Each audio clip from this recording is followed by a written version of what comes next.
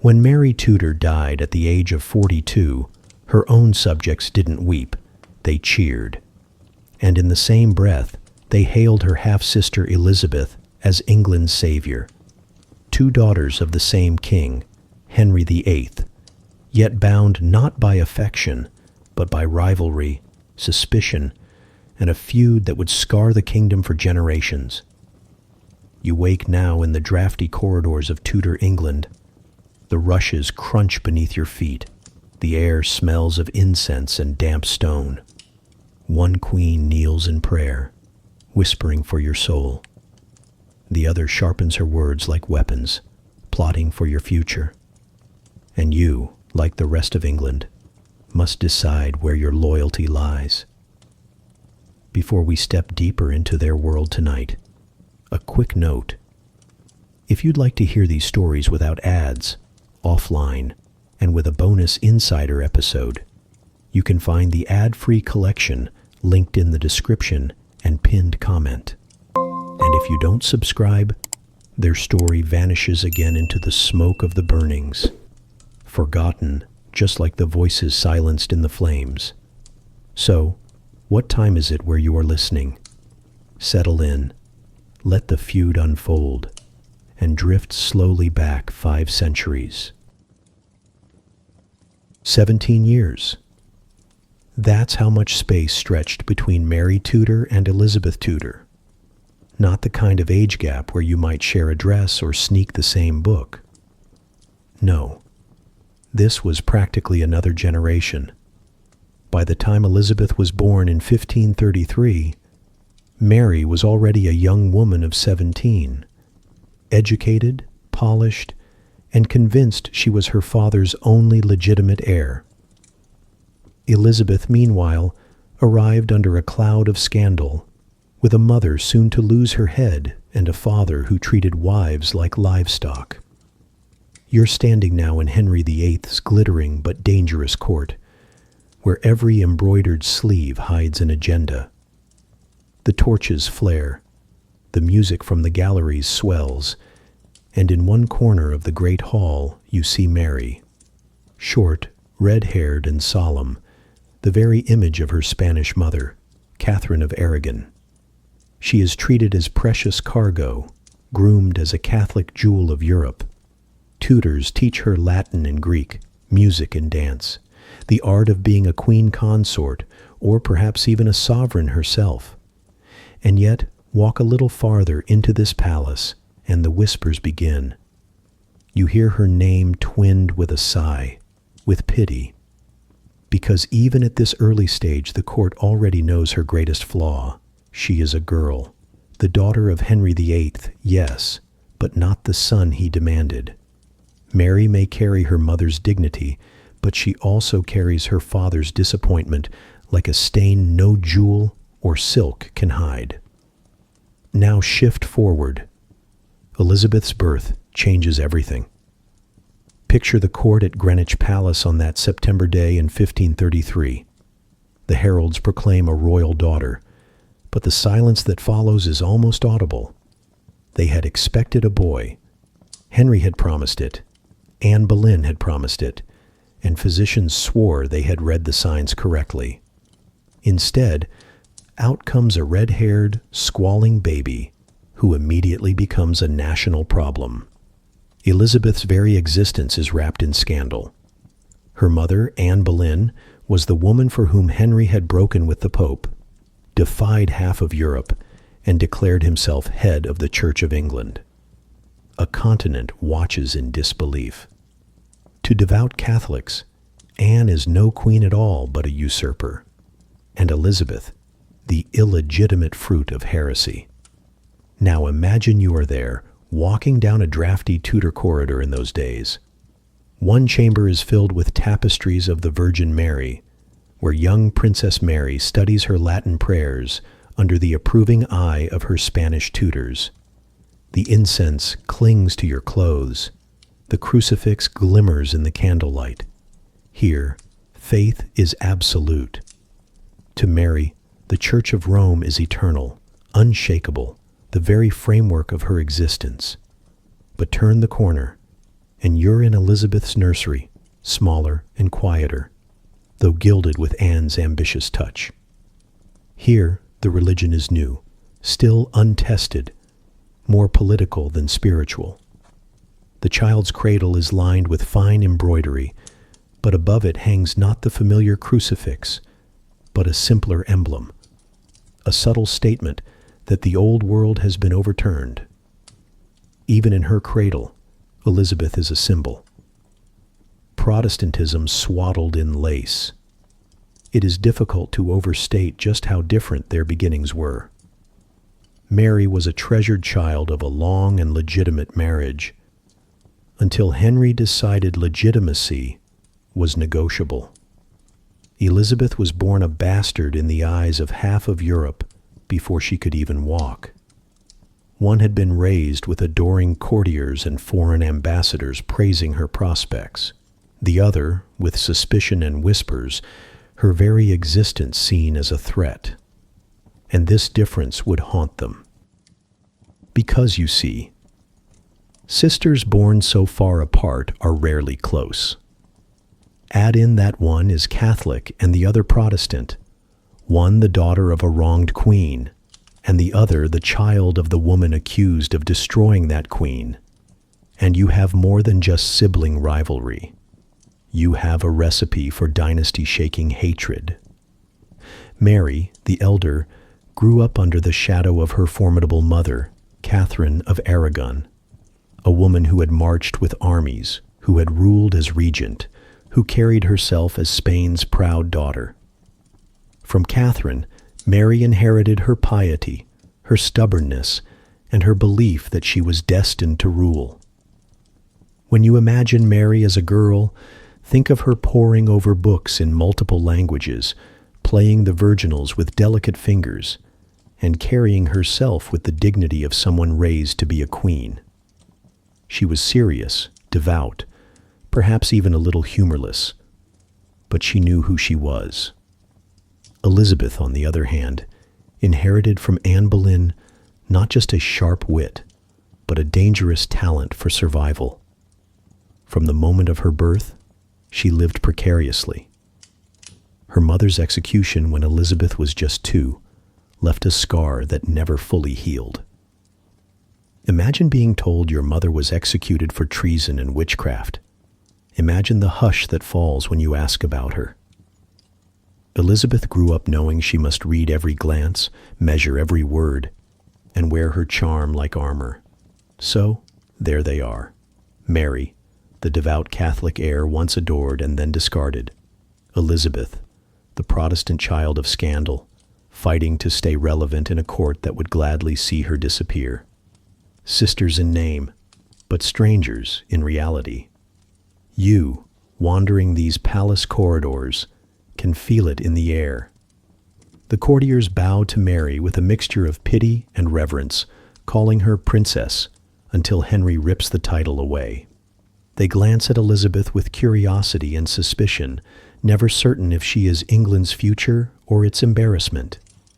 This is the seedbed of their hatred, not some sudden quarrel, not one argument over dinner, but a lifetime of being cast in opposition. One wrapped in the mantle of Catholic Spain, the other raised in the shadow of a Protestant experiment. One cherished until she was not, the other condemned until she proved otherwise. 17 years apart, yet always circling the same throne, the same legacy, the same father's impossible expectations. And as you listen, let the flicker of torchlight on the palace walls guide you deeper. You stand between 2 sisters, strangers in reality, rivals by destiny. Neither knows yet what lies ahead, but you do. One will burn her enemies, the other will burn her sister's memory. If you had wandered into the royal nursery in the year 1516, you would have found a baby wrapped in the richest swaddling clothes England could provide. That child was Mary Tudor, the long-awaited daughter of Henry VIII and Catherine of Aragon. No, she wasn't the son everyone wanted, but at least she was alive, and after years of miscarriages and stillbirths, that counted for something. Her birth was greeted with relief, even joy. Finally, Henry had proof that his line could continue. From the start, Mary was treated as a prize worth showing off. Imagine her as a little girl, fair-skinned, red-haired like her father, trained to curtsy gracefully, to sing in a sweet voice, to speak Latin like a scholar. Catherine of Aragon, her mother, was no ordinary queen. She was the daughter of Isabella of Castile, the warrior queen who had marched with armies and helped drive the Moors from Spain. Catherine had absorbed all that iron discipline and passed it straight on to her daughter. For Mary, childhood was never just about dolls or games. It was about destiny. You sit quietly in the great hall and watch her parade before ambassadors. She is 7, maybe 8 years old, her little shoes tapping across the polished floor. She bows, she speaks in Latin, and the gray-bearded men murmur in approval. This is a girl who can represent a dynasty. This is a child who, if only she had been a boy, might have been celebrated as England's golden hope. Instead, she is prepared to be useful in the only way daughters were considered useful at the time: marriage. A princess was a bargaining chip. Every time Henry VIII sniffed at a treaty, he dangled Mary's hand like bait. Betrothal to a French prince one week, a Habsburg archduke the next. Her future shifted like the weather. She was valuable, but not because anyone wanted her. They wanted what she represented: England's alliance. Still, within the walls of the court, Mary was secure. She had a mother who adored her, tutors who praised her, and a father who, for the time being, doted on her. Picture her being lifted onto Henry's broad shoulders, laughing as he paraded her around. For a while she was the apple of his eye. For a while. Now shift the scene. It is 1533, nearly 2 decades later, and the atmosphere could not be more different. Another baby is born, this time to Anne Boleyn, the woman Henry had torn his kingdom apart to marry. The birth is announced, but instead of cheers, there is silence. The sort of silence that makes courtiers glance at one another nervously. The child is a girl. She is named Elizabeth. This infant enters the world under the shadow of disappointment. Henry had promised a son. Anne had promised a son. And instead, England gets another daughter.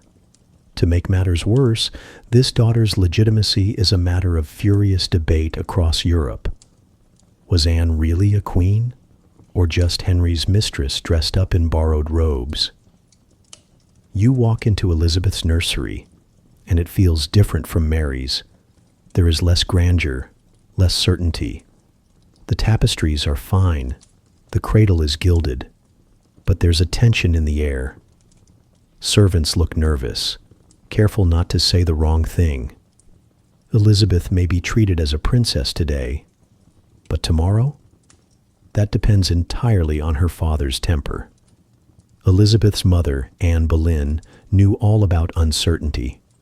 She had clawed her way to the throne, and she knew how quickly the axe could fall. She poured ambition into her daughter's cradle, determined Elizabeth would survive even if she did not. But how much of that determination can a 2-year-old inherit when, one May morning in 1536, her mother is dragged to the scaffold? Imagine the Tower of London that day. The drums beat, the crowd hushes, and Anne Boleyn kneels on the scaffold. A French swordsman waits, his blade gleaming in the weak English sun. Within moments, Elizabeth's world changes forever.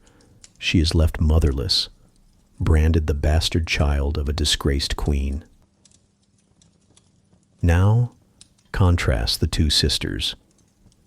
Mary, paraded through Europe in her childhood, was raised on ceremony and certainty, at least until her father's obsession with a son ripped that certainty away. Elizabeth, from the very beginning, never had security at all. One grew up expecting to be adored, only to be cast aside. The other grew up expecting to be despised, and learned early to wear masks. You can almost see the difference in their posture. Mary, shoulders back, stiff with dignity and faith. Elizabeth, eyes sharp, scanning every room, already learning how to measure smiles and calculate her words. They share a father, but in truth they share almost nothing else. And you, wandering through this Tudor court, notice how everyone reacts to them. When Mary enters, courtiers bow deeply, but behind her back, they mutter about Henry's frustration, about her wasted potential as a daughter instead of a son. When Elizabeth toddles into view, they bow too, but the whispers are sharper, crueler. She is the bastard, the product of Anne Boleyn's witchcraft, the living proof of Henry's folly. If you're looking for the root of their feud, it starts here, in how they were raised, in how they were perceived. Mary was born into golden expectation, only to be betrayed by her father. Elizabeth was born into scandal and had to fight her way upward, clawing for every scrap of legitimacy. Neither girl could ever forget how the world first greeted them. So you stand in the shadows of Henry's palace, listening to the music drift through the hall, and you realize these two sisters were destined to be rivals before they ever met as adults. One adored, one despised. One Catholic, one Protestant. One with a mother revered, the other with a mother reviled. Sisters in blood but strangers in reality. And as you let that thought sink in, you begin to see how history was already setting the stage. Mary, the child of golden ceremony. Elizabeth, the child of cursed birth. The story of their hatred was written long before either one of them ever sat on a throne. If there is one unshakable truth about Henry VIII, it's this: he was not the kind of father you wanted. Unless, of course, you happened to be born male. Then he'd buy you ponies, castles, and maybe half of France if the mood struck. But if you were a daughter, well, your value depended on his appetite for diplomacy, or his mood swings, or the unfortunate condition of your mother's womb. Mary Tudor learned this lesson the hard way. She had been cherished once. She had been paraded as the jewel of England, educated to shine in Latin and dance, promised as a bride to emperors. But when Henry's obsession with producing a son collided with Catherine of Aragon's inability to bear one, Mary's world collapsed. One day she was the Princess of Wales, legitimate heir to the Tudor dynasty. The next, she was declared a bastard, stripped of her titles, and treated like a pawn who had outlived her usefulness. Imagine being a teenager and suddenly told, your parents' marriage never counted, your very existence is illegitimate, and, oh yes, you must now serve your baby half-sister Elizabeth as if she were your superior. You walk into the nursery of a squalling infant, bow to her cradle, and pretend not to notice the smirk of every courtier watching. That was Mary's fate, and Henry was merciless about it. He ordered that all of Mary's privileges be removed. No more attendants dressed in her colors, no more respect of rank. Her livery was stripped away, her jewels locked up, her dignity trampled. Even worse, Henry forbade her from seeing her mother, Catherine. He decreed they could meet only if both women admitted Catherine was no queen and Mary no princess. It was psychological torture, Tudor style, and Mary, deeply attached to her mother, refused. She would not betray Catherine, no matter the cost. You can almost hear the echo in those cold stone corridors, the daughter crying for her mother, the mother locked away at Kimbleton Castle, both refusing to bend to Henry's will. For Mary, it was a crucible. She came out of it scarred, stubborn, and unyielding, and that stubbornness would one day fuel her reign and her hatred. Elizabeth's experience was no gentler, though it came dressed in different cruelty. For her, Henry's obsession with sons meant watching her mother lose her head, literally. Anne Boleyn had promised Henry a dynasty of strong boys. She produced one girl, Elizabeth, and then, tragically, miscarried several pregnancies. By 1536, Anne had lost her sparkle in Henry's eyes, and in Henry's world, that meant doom. So Elizabeth, not yet 3 years old, had her world shattered in the most brutal way imaginable. Her mother was dragged to the Tower, accused of adultery, witchcraft, and even incest with her own brother. Absurd charges, but convenient for Henry. You stand in the Tower yard as the drums roll. Anne kneels. A French executioner lifts his sword, and within one swing, Elizabeth is motherless. What does that do to a child? Elizabeth was too young to understand all the details, but the whispers would have reached her ears soon enough. Your mother was a traitor. Your birth was cursed. You are nothing more than a bastard. Unlike Mary, who had once tasted legitimacy and lost it, Elizabeth never knew what it felt like to be secure. From her first memories, survival was the only game she played. So here are the two daughters of Henry VIII, scarred by the same man in different ways. Mary, robbed of her status, humiliated, and forced to bend to a stepmother she despised. Elizabeth, born into scandal, stripped of her mother, and branded illegitimate before she even understood the word. And through it all, Henry thundered on, convinced that his desire for a male heir justified every cruelty. It didn't matter that his daughters were clever, educated, and capable. In his mind, they were bargaining chips at best, irritations at worst. You almost want to ask him, Henry, have you noticed these two extraordinary women standing right in front of you? But of course, he would just wave a turkey leg and demand another annulment. The irony, of course, is that the very cruelty Henry inflicted on them hardened both sisters into survivors. Mary, forged in humiliation, clung to her Catholic faith with iron resolve. Elizabeth, hardened by scandal, learned how to smile, flatter, and wait for her moment. Two very different coping strategies, but both learned at the same school. The brutal, erratic father who broke them down in order to chase the son he thought he needed. And you, walking through the flickering corridors of Whitehall, see the shadow he cast. Mary walks stiffly past, clutching her prayer book, her eyes red from years of loss. Elizabeth lingers in the background, sharp-eyed, reading every glance, every whisper, already rehearsing the art of survival. They don't speak to each other, not really. There is no sisterly bond here. Henry made sure of that. Both girls carried the scars for the rest of their lives. Mary would never forget the years when her father treated her as dirt under his boot, when he barred her from her dying mother. Elizabeth would never forget that her very birth was considered a mistake, that her mother's head fell to satisfy a king's restless ambition. And perhaps that is the cruelest legacy of Henry VIII, not the wives, not the split from Rome, not the countless political games, but the two daughters he left behind, broken in different ways, each forced to build themselves back up in opposition to the other.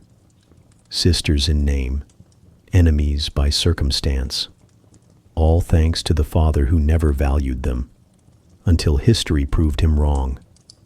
And if you don't subscribe, their scars fade back into silence, just like the countless voices Henry crushed without a second thought. When you picture Tudor England, don't imagine a quiet little church service with polite hymns and tea afterward. Religion in this age is a battlefield. No cannons or muskets, but words, rituals, and loyalties sharp enough to slice entire families apart.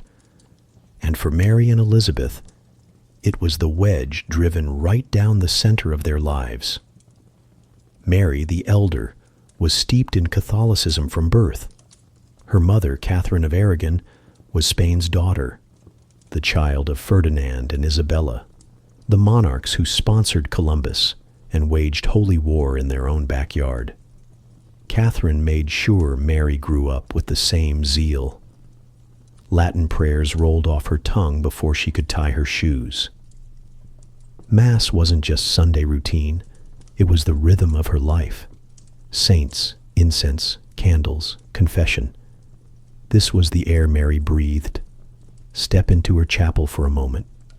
The light is dim, golden, filtered through colored glass.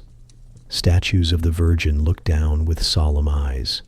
Mary kneels, murmuring prayers in fluent Latin, her rosary beads slipping between her fingers. For her, this isn't just ritual, it's identity.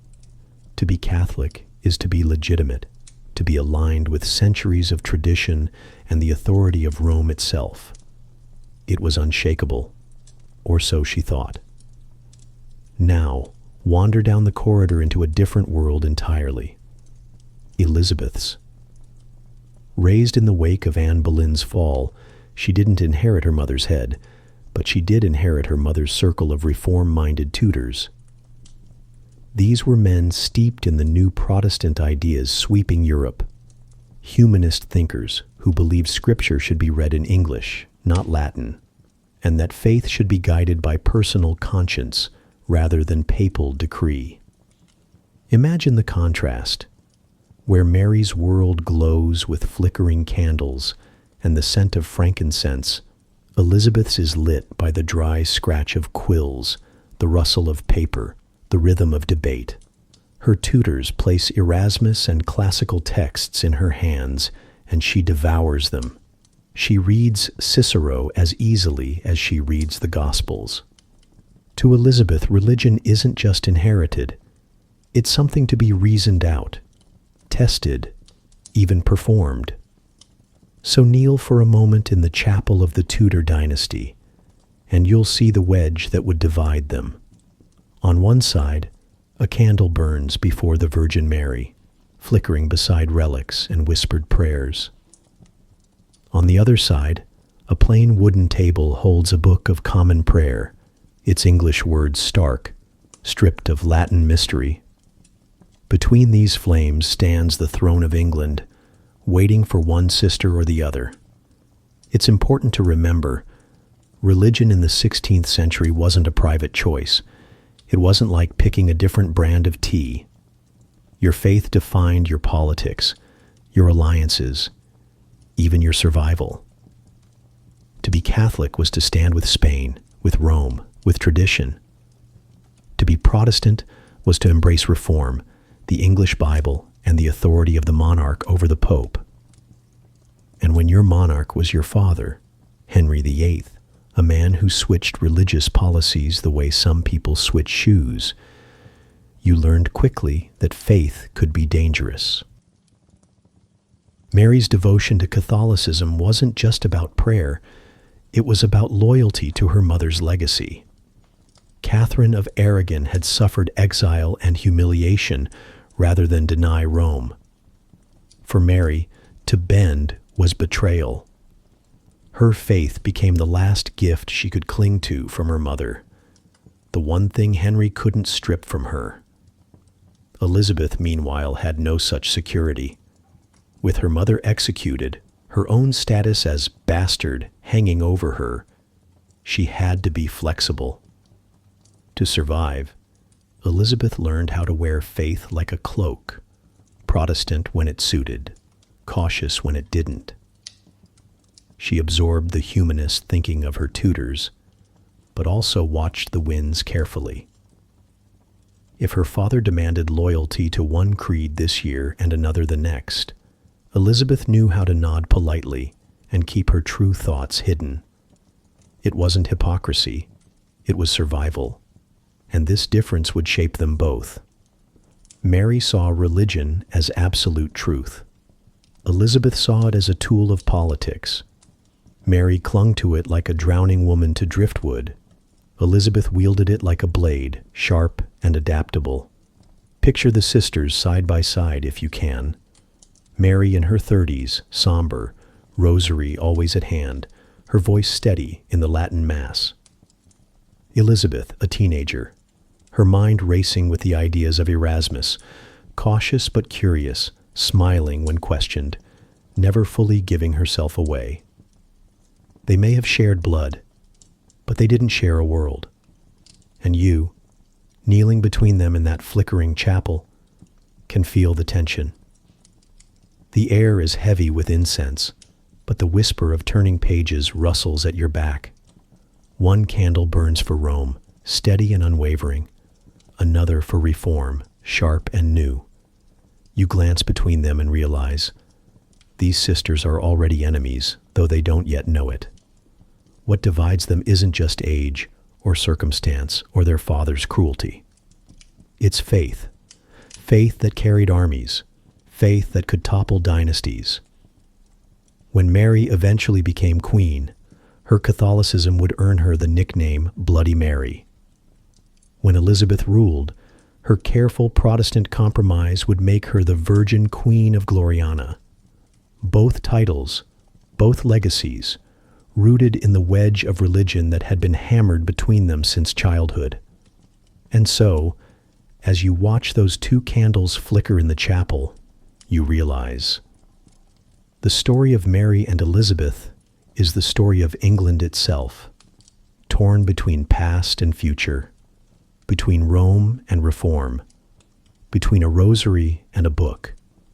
Two sisters staring at the same flame, but never praying to the same God. At last, the boy arrived. In 1537, after years of Henry VIII sulking, divorcing, and occasionally beheading his way through wives, the longed-for son was born. Edward Tudor, later Edward VI, came squalling into the world at Hampton Court Palace, and immediately the kingdom heaved a sigh of relief. Finally, no more arguing over daughters. The Tudor dynasty had its male heir. The future was secured, or so everyone thought. For Mary and Elizabeth, this meant one thing. They were officially sidelined. If you imagine the Tudor court as a grand banquet, Mary and Elizabeth were once the main course, served on gilded platters.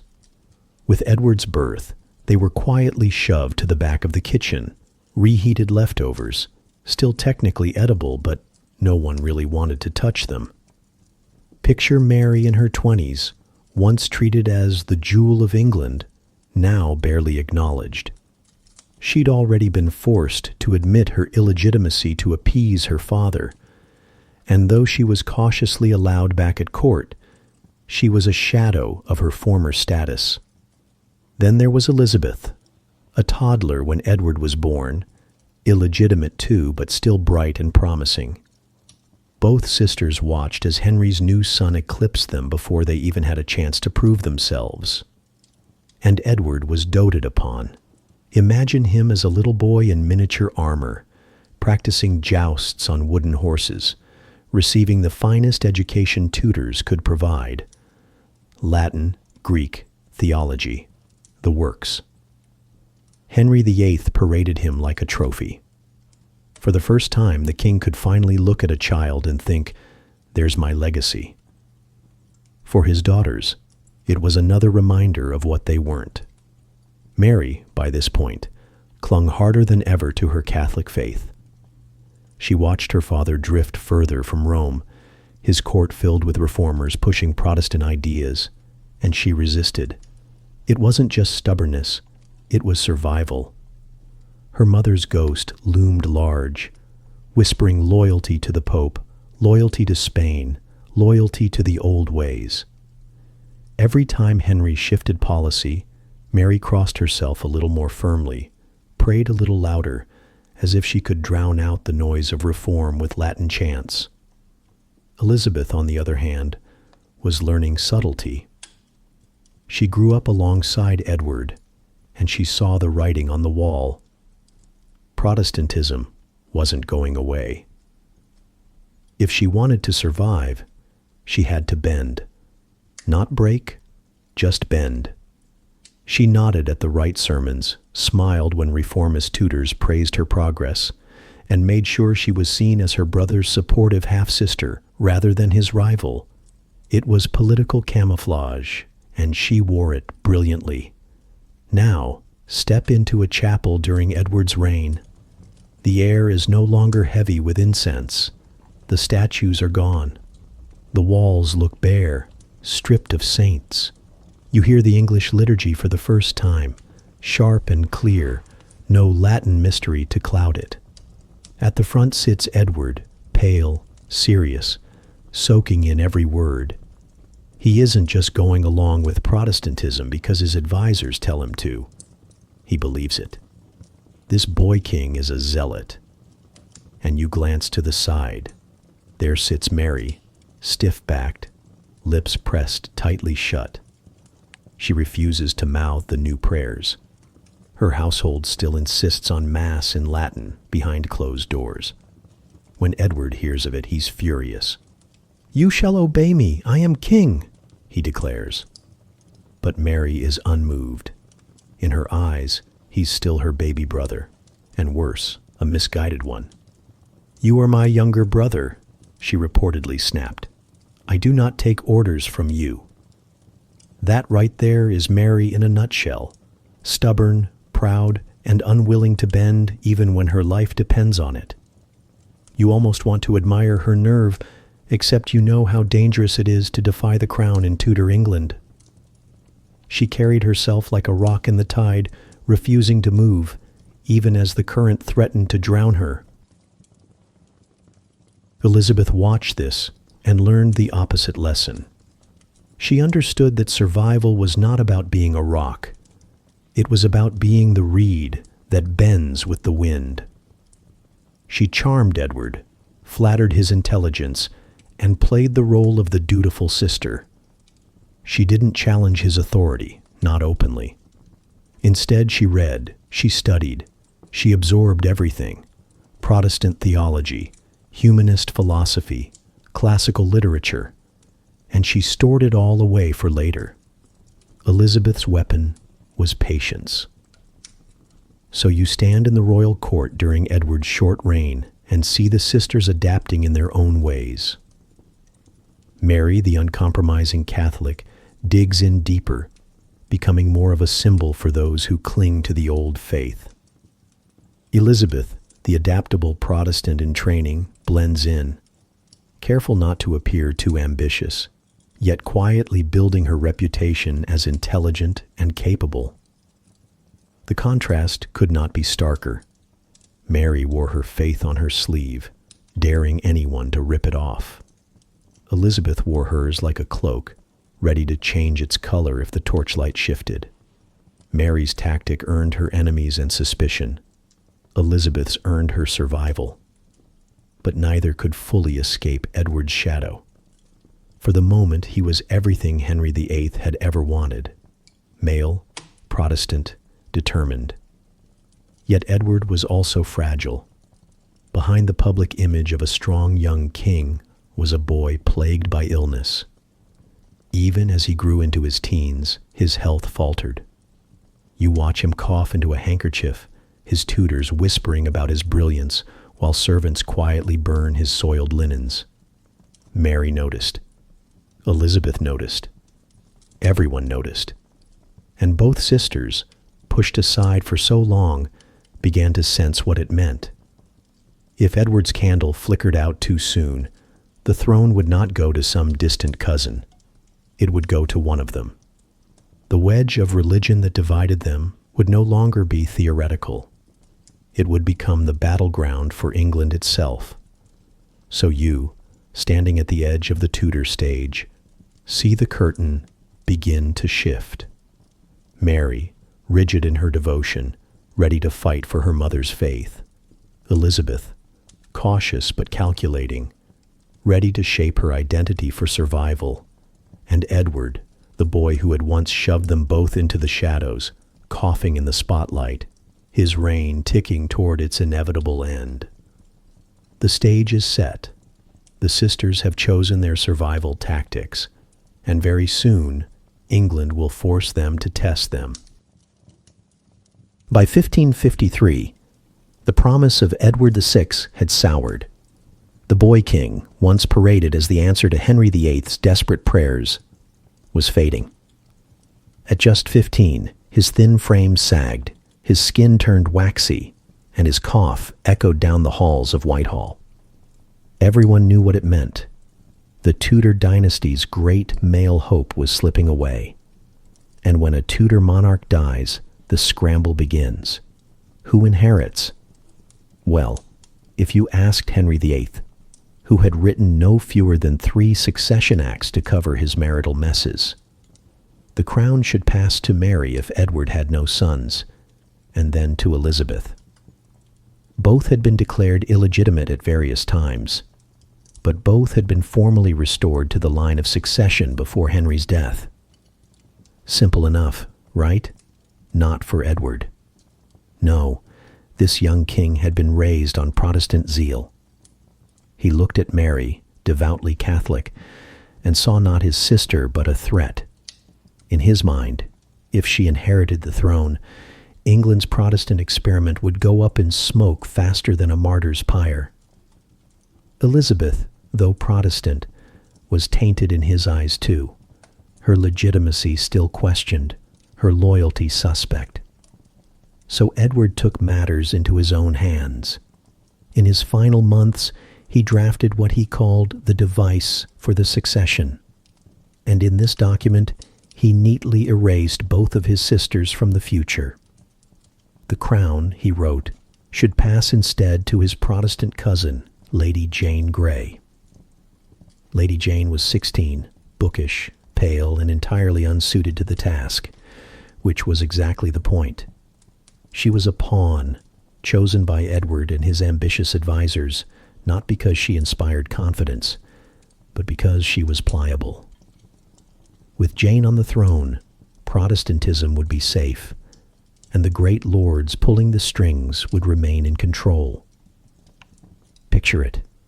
Edward coughing into a bloodied cloth, scratching his will with a trembling hand, rewriting the fate of England in ink and desperation.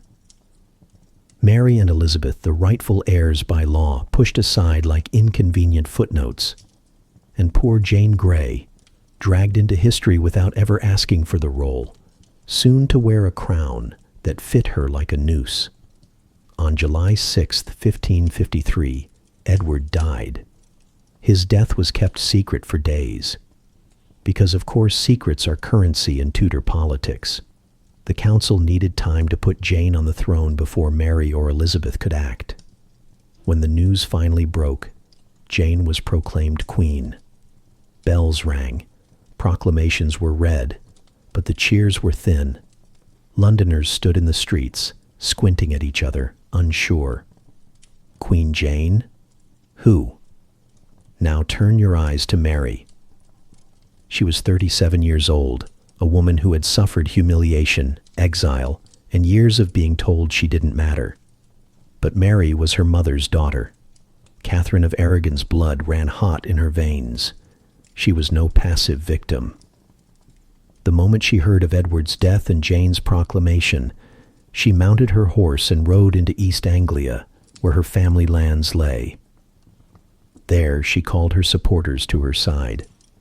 Within days, thousands rallied to her banner. Farmers, nobles, townsmen, all swore loyalty to Mary as the rightful daughter of Henry VIII. It was a stunning reversal. Jane had the council, the Tower of London, and the machinery of state. Mary had faith, legitimacy, and the people. And in Tudor England, that last ingredient was often decisive. Meanwhile, Elizabeth was watching carefully. She was 20 years old, cautious and clever, and she knew that every word she spoke could cost her her life. If Jane triumphed, Elizabeth would need to explain why she hadn't opposed her. If Mary triumphed, Elizabeth would need to explain why she hadn't supported her sooner. So she did what Elizabeth always did best. She waited. She wrote polite letters, kept her head down, and studied which way the wind was blowing. And the wind blew quickly in Mary's favor. Jane Grey was queen for just 9 days.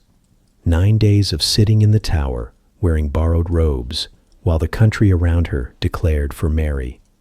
Even her own father abandoned her. The tide turned so swiftly that when Mary rode into London in late July, she wasn't just accepted, she was celebrated. Now imagine yourself in that crowd. You've swept the streets, hung tapestries, even climbed rooftops to catch a glimpse. Mary enters the city dressed in purple, jewels glinting, her banner raised high. The people roar, and behind her rides Elizabeth, tall, striking, dressed to impress. The symbolism is clear. 2 daughters of Henry VIII united in triumph, at least on the surface. But beneath the spectacle, you can feel the tension. Elizabeth's presence is both support and reminder. She is Mary's heir, her closest blood relative, and her most dangerous rival. The sisters smile for the crowds, but both know that the victory belongs to Mary, for now. This moment, the death of Edward, the failure of Lady Jane, and the triumph of Mary, crystallized the rivalry between the sisters. For the first time, Mary wore the crown. For the first time, Elizabeth had to weigh how close she could stand without casting too long a shadow. And you, watching from the cobbled streets of London, realize something chilling. England is a kingdom without a queen it truly trusts. Mary's Catholicism terrifies Protestants. Elizabeth's Protestant ties terrify Catholics. Both are daughters of Henry VIII, yet both are viewed as flawed heirs.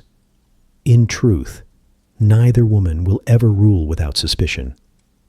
But on this summer's day in 1553, as the bells ring and the crowds cheer, one thing is certain.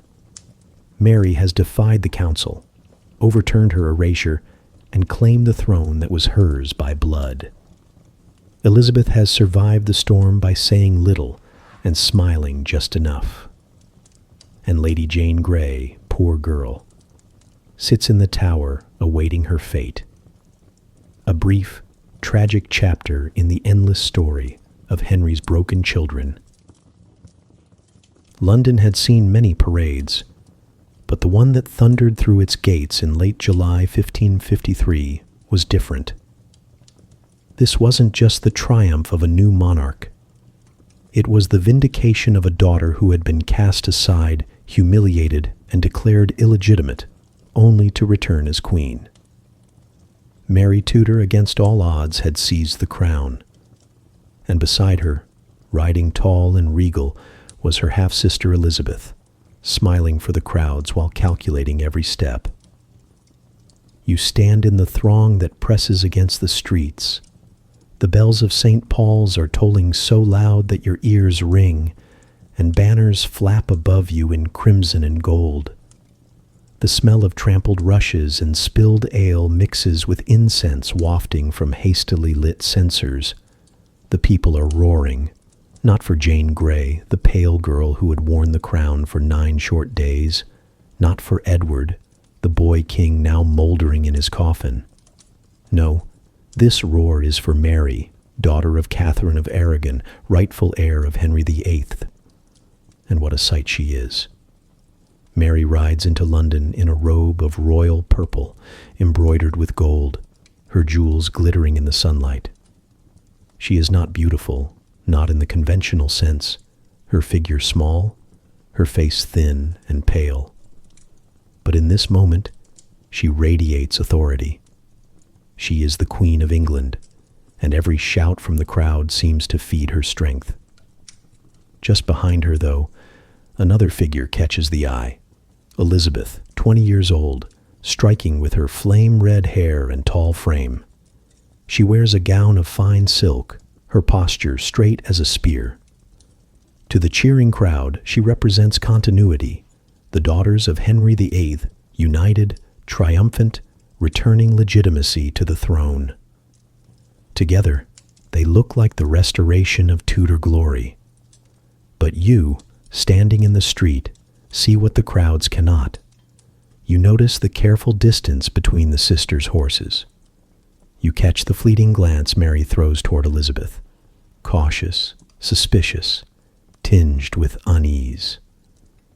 Elizabeth's smile is gracious, her eyes lowered just enough to seem loyal, but the sharpness beneath them is unmistakable. For Mary, this is her coronation parade. For Elizabeth, it is her audition.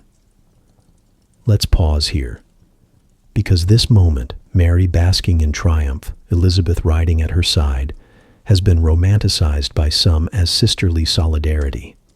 A touching tableau of two women bound by blood, standing together after years of turbulence. But history, as usual, is less sentimental. What you are really watching is a performance. Mary knows she needs Elizabeth to show unity, at least for now. Elizabeth knows that appearing loyal is her best insurance policy. Neither woman trusts the other, and why should they? For Mary, Elizabeth is the living reminder of Anne Boleyn, the woman who destroyed her mother, who replaced Catherine in Henry's bed, who was crowned queen while Catherine wept in exile. Every time Mary looks at Elizabeth, she sees not just a sister, but the ghost of the woman she despised most in the world. For Elizabeth, Mary is both a protector and a threat. She is grateful not to have been erased like Jane Grey, but she knows that as long as Mary sits on the throne, her own life is precarious. Elizabeth is next in line, yes, but she is also the Protestant hope, and that makes her dangerous in Mary's eyes. So you stand there, shoulder to shoulder with Londoners craning for a glimpse, and you realize you're watching a chessboard in motion. The two sisters smile, wave, and nod as if they are allies. But beneath the velvet and jewels, their rivalry is already simmering. Imagine Mary's perspective.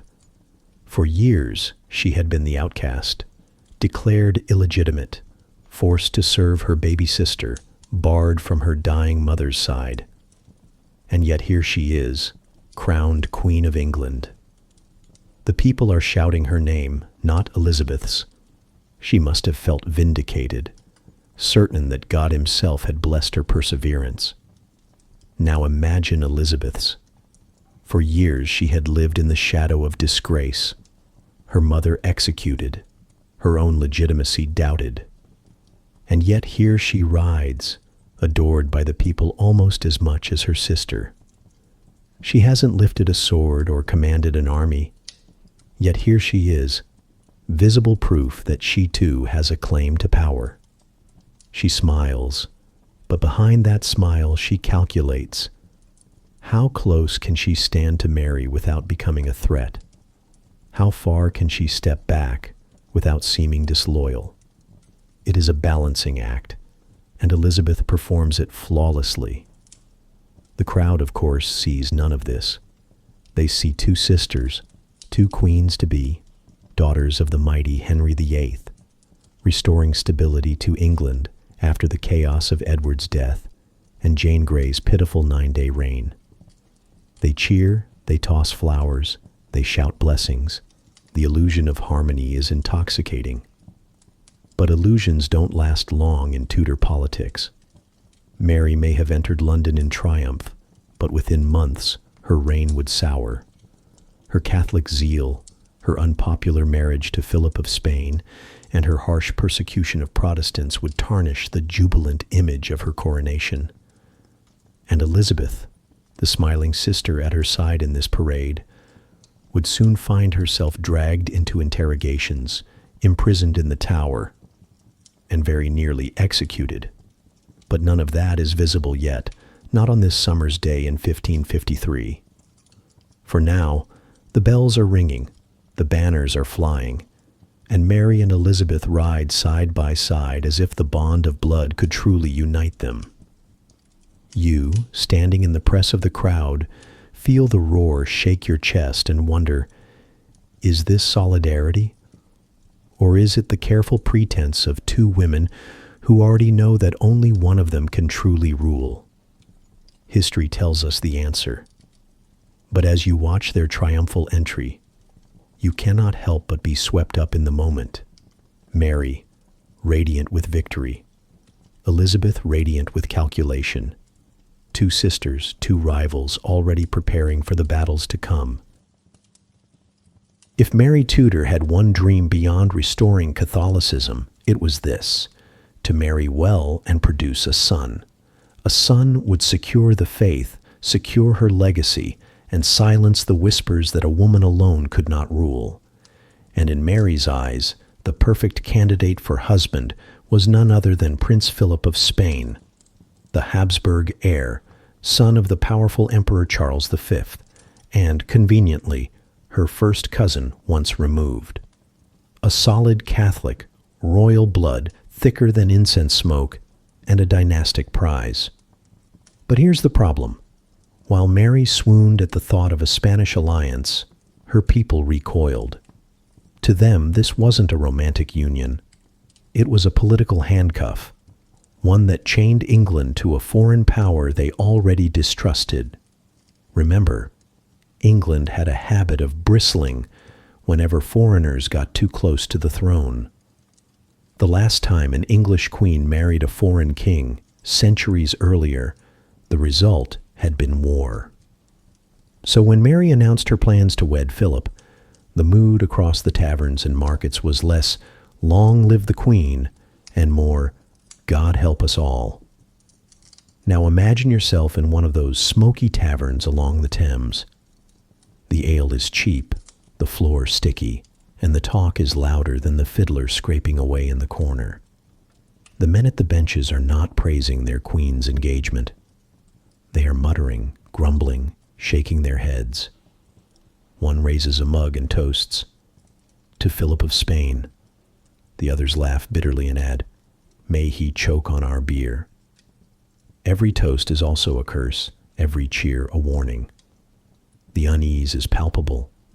Mary, of course, dismissed these mutterings as ignorance. In her mind, the marriage was destiny. She was her mother's daughter, and Catherine of Aragon had been Spanish royalty before becoming England's queen. For Mary, uniting with Spain wasn't betrayal.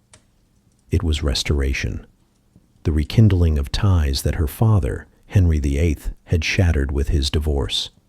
She truly believed God was guiding her hand, but politically, it was a disaster waiting to happen. Parliament itself balked. To quiet fears, a treaty was drafted that limited Philip's authority. He would not be crowned King of England. He would not interfere in English laws. He was there to be Mary's husband, nothing more. In theory, it sounded reassuring. In practice, people didn't buy it. A foreign man marrying their queen? They pictured England swallowed whole by Spain's vast empire, their taxes funding Spanish wars, their future decided in Madrid rather than London. Elizabeth, meanwhile, could not have asked for better publicity. While Mary clung to Philip, Elizabeth became the alternative. The Protestant hope, the true English option. In taverns and households, in whispered conversations on street corners, Elizabeth's name was spoken with something close to longing. She represented not just Protestant faith, but also independence from foreign meddling. The irony, of course, is that Elizabeth wasn't exactly waving banners to oppose Mary. She was too clever for that. Instead, she kept her smile polite, her loyalty rehearsed, and let others do the whispering for her. The tension burst into the open with Wyatt's rebellion in 1554. Sir Thomas Wyatt and his supporters rallied thousands, determined to prevent the Spanish marriage. Their plan? Overthrow Mary and put Elizabeth on the throne. It was a bold, messy, and ultimately doomed uprising. But the very fact that rebels risked their lives in Elizabeth's name shows how deeply unpopular Mary's gamble was. Imagine walking through London as the rebellion rumbled toward the city. The streets are filled with rumors. Philip's fleet is already on the way. The Spaniards will take over. Elizabeth is waiting in the wings. You hear the clatter of boots, the mutters of soldiers, the uneasy shifting of shopkeepers who don't know which queen to pledge their lives to. The city feels less like a capital and more like a powder keg. Mary, though, surprised everyone. She didn't hide. Instead, she rode out to confront the rebellion herself. Standing before the citizens of London, she delivered a speech that silenced doubts, at least for the moment. She told them she was their queen, their mother, their protector, and that she would never hand England over to a foreign tyrant. Her words, simple and direct, stirred loyalty in her subjects. For once, Mary looked every inch the sovereign she had always believed herself to be. The rebellion faltered, collapsed, and ended with executions. But the damage was done. Even though Mary had survived, even though Philip arrived and the marriage went ahead, the unease never faded. The whispers never stopped. The people of England looked at their queen and saw not strength, but a woman entranced by a foreign prince, blind to their fears. And Elizabeth? Well, her position became even more precarious. The rebellion had been raised in her name, whether she liked it or not, and that made her suspect. Mary questioned her loyalty, and Elizabeth found herself dragged before the council, interrogated, and eventually imprisoned in the Tower of London. Picture her walking through those iron gates, past the same stones that had enclosed her mother before her execution. She must have felt the weight of history pressing down, the knowledge that one wrong word, one wrong look, could put her on the scaffold. Yet she survived. As always, Elizabeth managed to balance, protesting her innocence loudly enough to be heard, but never so loudly as to seem defiant. She was released after several months, but her survival was by no means assured.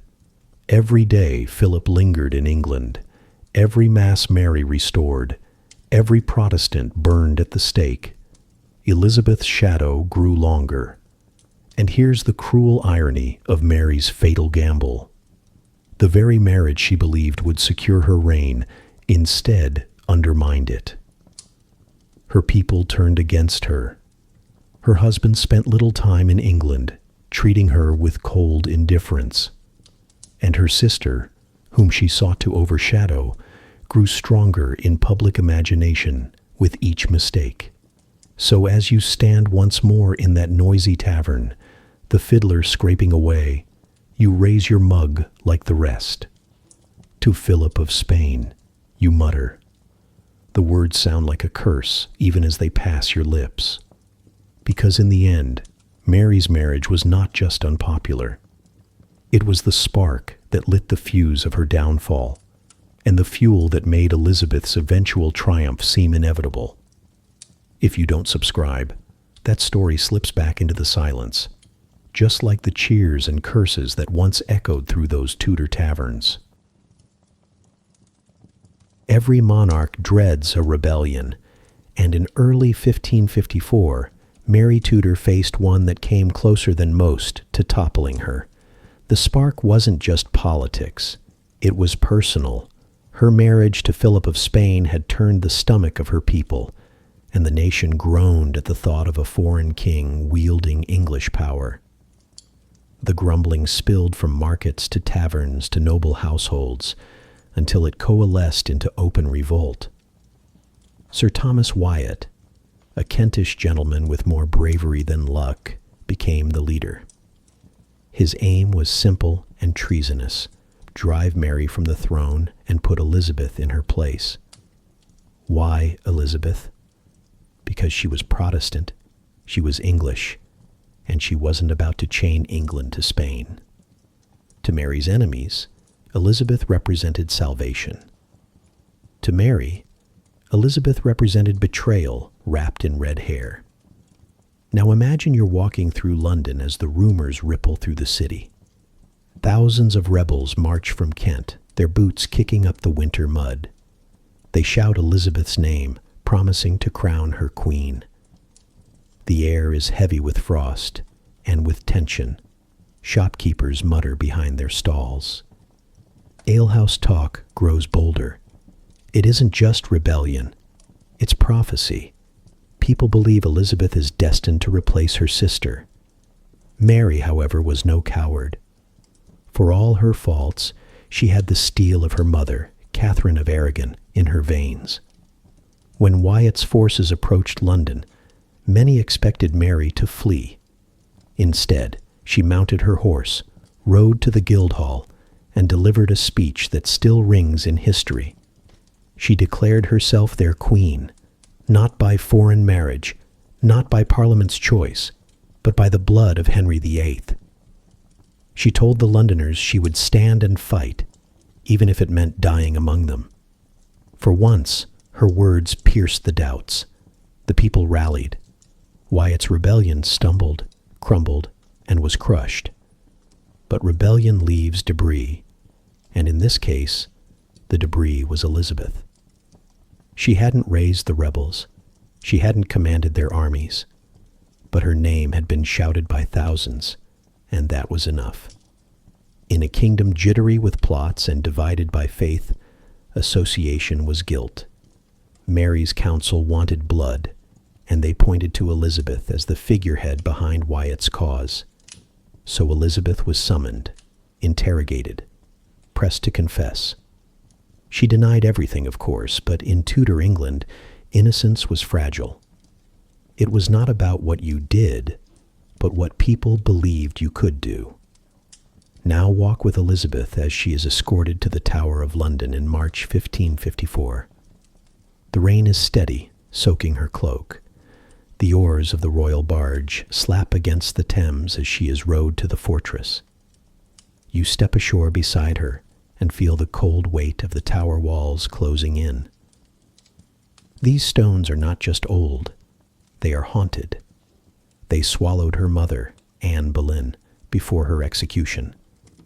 They swallowed countless others whose names ended in silence. Elizabeth knows this. The air tastes of damp and fear, and she knows how narrow the path between imprisonment and death can be. Inside, Elizabeth is lodged in the same apartments her mother had occupied before her fall. Imagine that. The same stone walls, the same barred windows, the same echo of footsteps on the floor. For Elizabeth, it must have felt like stepping into a ghost story, one she was destined to repeat. She even scratched a prayer into the glass of her window with a diamond ring, pleading for God to remember her innocence. Mary's advisors urged execution. They drafted orders. They argued that as long as Elizabeth lived, Mary's reign would never be safe. But Mary hesitated. Perhaps it was sisterly feeling. Perhaps it was her conscience. Or perhaps she simply didn't want another queen's blood staining her hands. Whatever the reason, she balked. Elizabeth remained in the tower, but her head stayed attached to her shoulders. That didn't make her position any less terrifying. Every creak of the door could have been her jailer coming to announce her death. Every rumor from beyond the walls could have meant her fate was sealed. You, standing with her in that cold stone cell, can almost hear the drip of water in the corridors, the muffled cries of other prisoners, the scrape of boots. The tower wasn't just a prison. It was a waiting room for death. Elizabeth, though, had learned from her childhood. She did not rage like Mary might have. She did not defy openly. Instead, she played the role of the obedient sister. She wrote letters pleading her innocence, swearing loyalty, even flattering Mary's mercy. It was survival by performance, and it worked.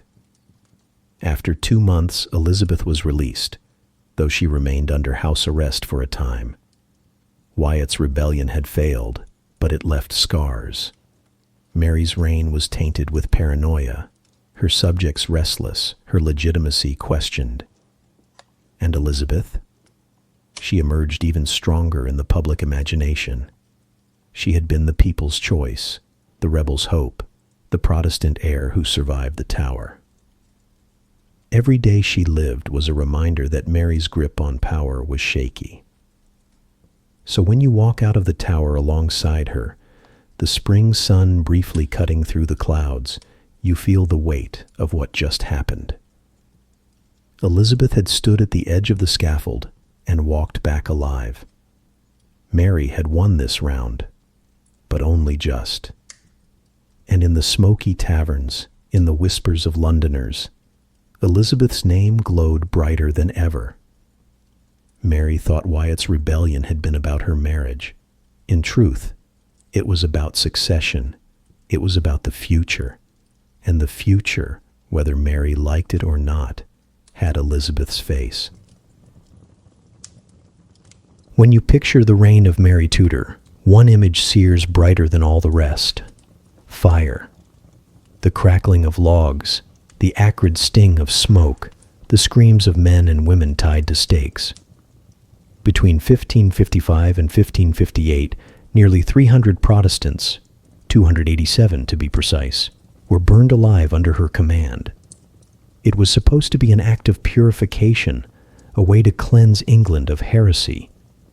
Instead, it became the reason she would be remembered as Bloody Mary. Step with me into Smithfield Market in London. The stalls have been cleared, the crowd pressed close, the wood stacked high. You can feel the heat before the flames even rise.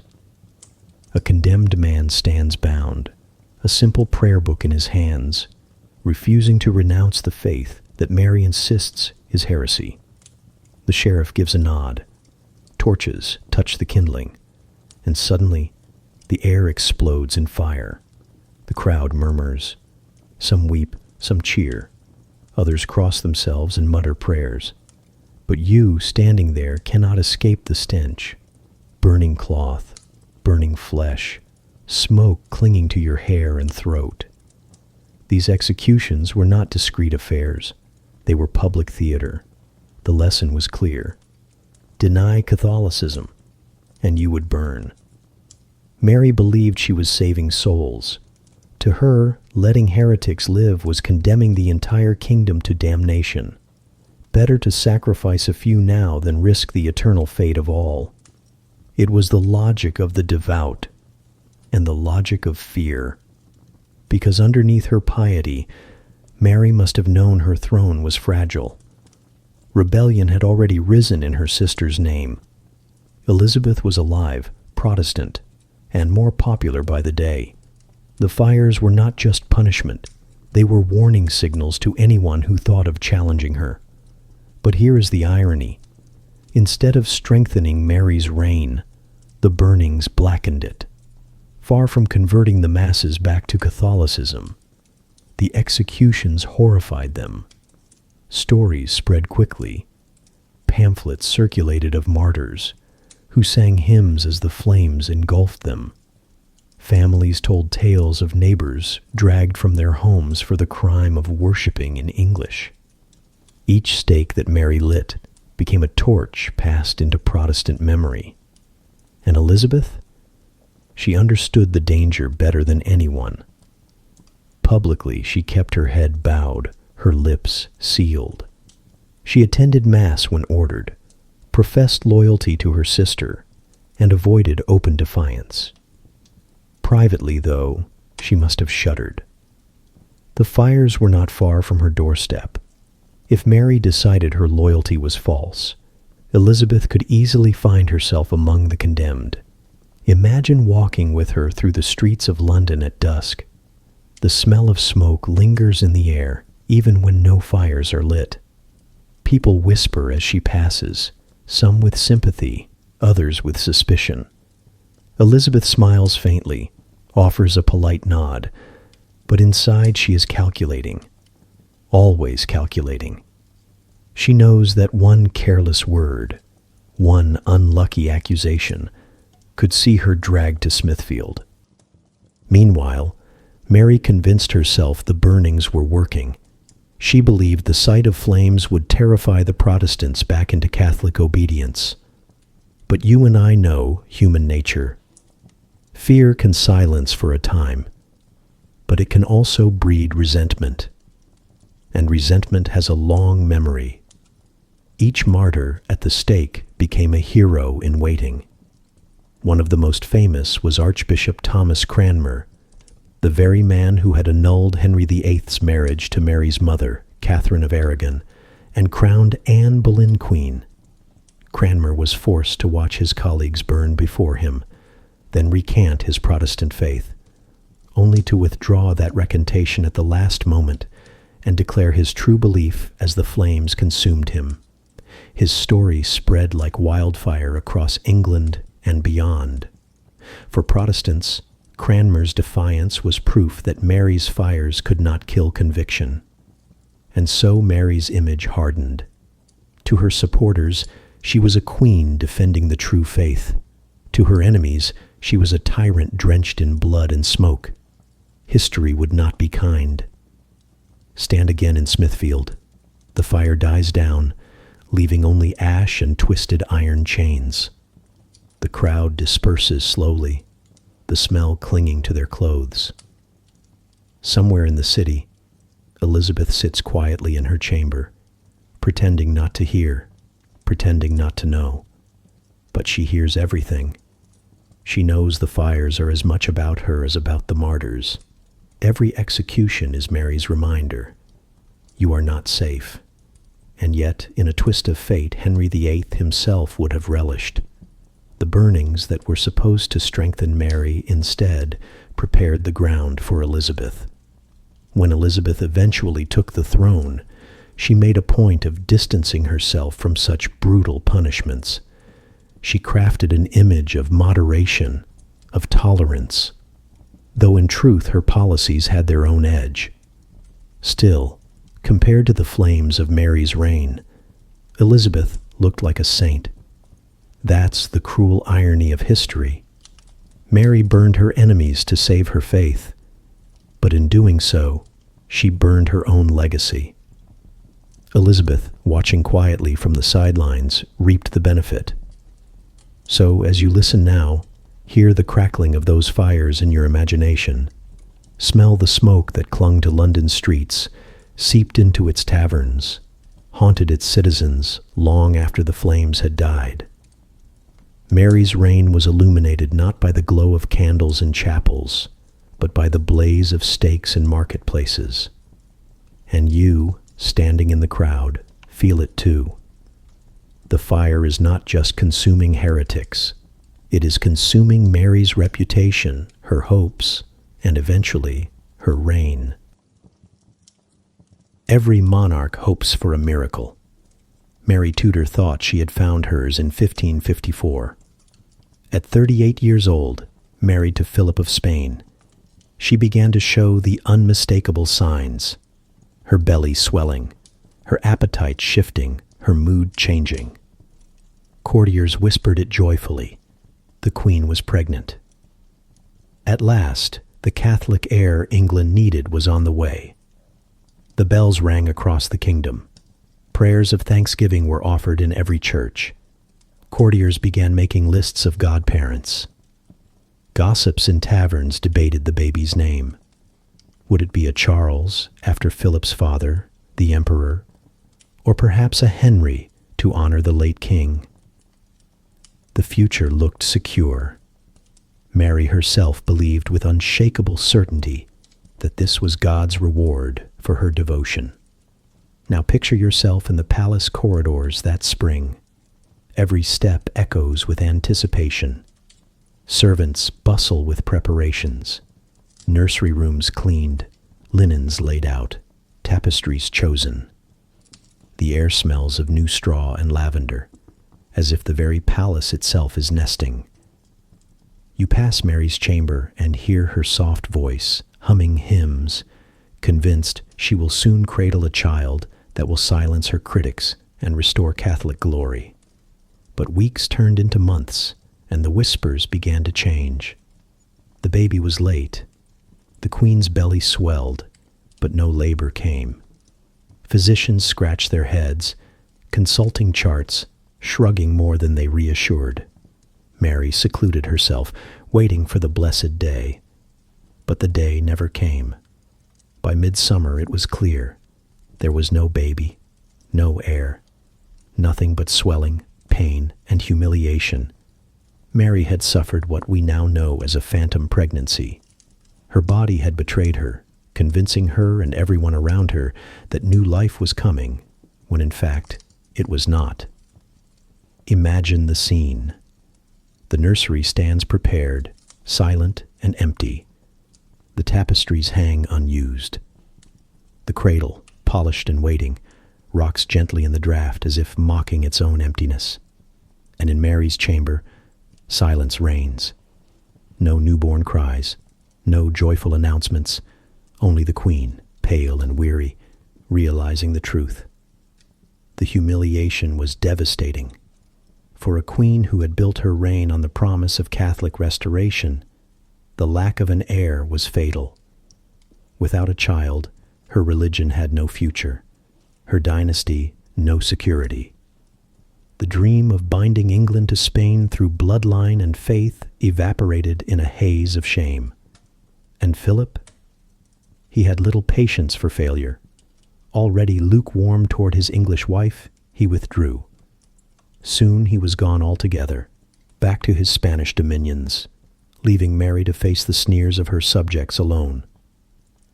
The people who had once cheered her triumphal entry into London now muttered in taverns, calling her cursed, unfavored by God, a barren queen chained to a foreigner who did not even want her.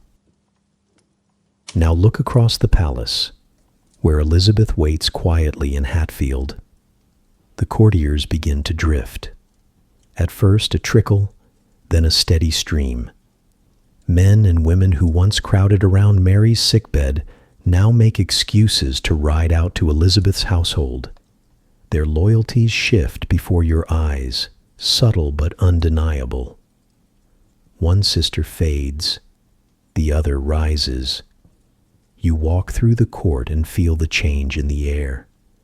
Where once every conversation ended with a prayer for the Queen's safe delivery, now they end with a quiet, hopeful mention of Elizabeth. Perhaps she will be queen after all. Perhaps God favors her. The winds of fortune turn, and Elizabeth stands smiling in the draught. For Elizabeth, the phantom pregnancy was a gift she did not have to earn. She had risked nothing, plotted nothing, spoken no treason, yet Mary's humiliation elevated her without effort. It made Elizabeth the inevitable heir, the safe bet for courtiers, the symbol of hope for Protestants. All she had to do was keep her head down and let Mary's failure do the work. And Mary, poor Mary, suffered not only the loss of her imagined child, but the collapse of her marriage. Philip's absence stung deeply. She adored him, clung to him, longed for his return. He in turn saw her as a political inconvenience.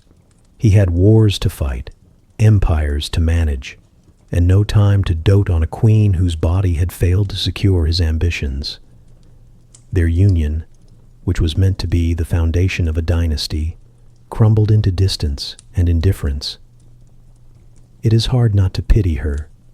Imagine sitting in her chamber, the cradle beside you, the whispers outside your door. Your body has mocked you. Your husband has abandoned you. Your people despise you. And your heir is no one but your Protestant sister. Every glance toward Elizabeth must have burned like a brand. For Elizabeth, though, The lesson was invaluable.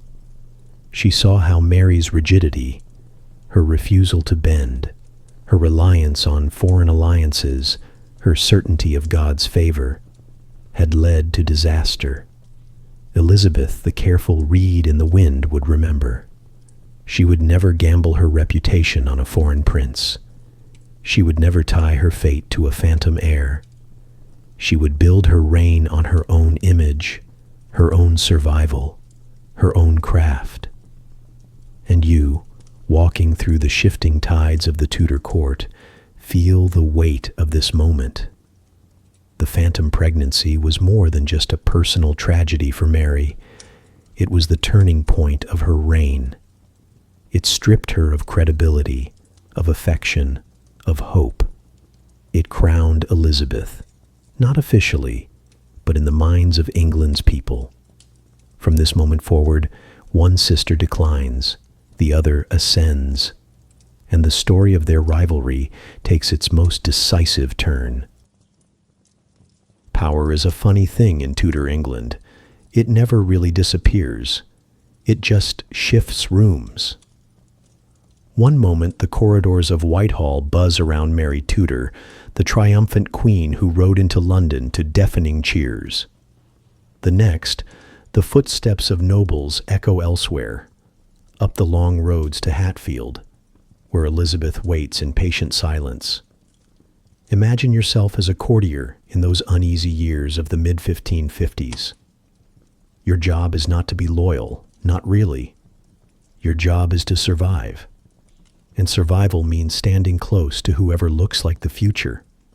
In 1553, that was Mary. She had defeated Lady Jane Grey, married a prince of Spain, and promised to restore the true faith. But after phantom pregnancies, Philip's cold departure, and fires that blackened her reputation, Mary no longer looked like the future. She looked like a dead end. So you, ambitious and self-preserving, tighten your cloak and make the journey north to Hatfield. There, Elizabeth receives you in a modest but carefully arranged household. She greets you with a smile that is warm but never careless. Her words are measured, her questions shrewd. You sense immediately why so many are making this pilgrimage.